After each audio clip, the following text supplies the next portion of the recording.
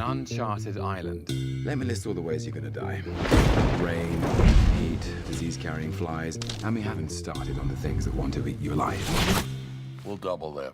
Plus a bonus if we make it back. If? We don't want to tell the story of Kong going back to New York. We don't want to tell the version of, and the story of that Kong. This is a new Kong. This is a new story. And the exciting thing became, how do we tell a new story within that mythology? How do we take elements of that character? How do we take the things people loved about Kong?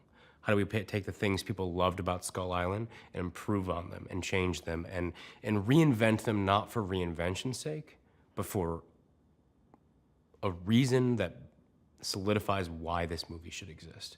Why people can say, I'd go see that movie. And that's where the 70s comes in. That's where Lancet comes in. That's where Vietnam comes in. That's where all of these things come in, and we just fundamentally are trying to treat our Kong in a way that honors what came before it, but paves a new path.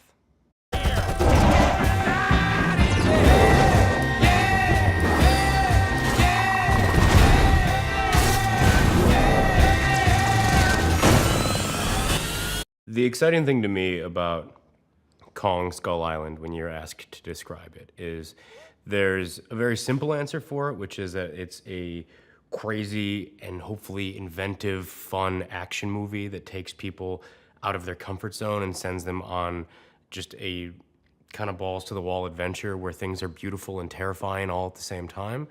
But the thing that's really exciting to me about Kong Skull Island is that there's a bunch of nuances to it, and there's a bunch of different sort of genres within the movie. There's a bunch of different characters within the movie that all have their own thing going on, and they all are sort of plucked from different movies and put into this one, where none of these people would normally interact. And you know, the core of this movie to some degree for us is to try and make it as character-based as possible, so you're invested in this journey, so you're invested in these people.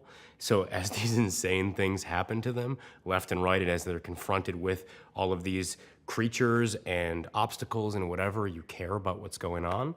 But the thing about Kong Skull Island to me is that it's all of these different things. You know, it is a genre mashup of 70s films and very contemporary films, and hopefully we can sort of fuse the throwback elements and the very modern elements into something that becomes kind of timeless.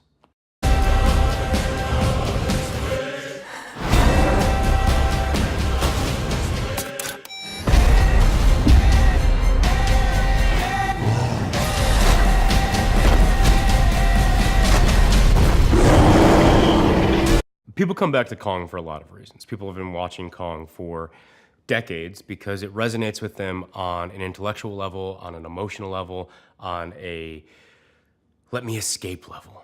You know, every part of what the original Kong was is the best individual pieces of cinema in a lot of ways. It's great. There's incredible visuals. It takes you to a different world. It has things you haven't seen before. It takes you on a journey. You're invested in the characters, and it doesn't feel derivative of something that you've seen before. And you're invested in this creature. So it's really the best of all possible worlds as far as blockbuster filmmaking goes.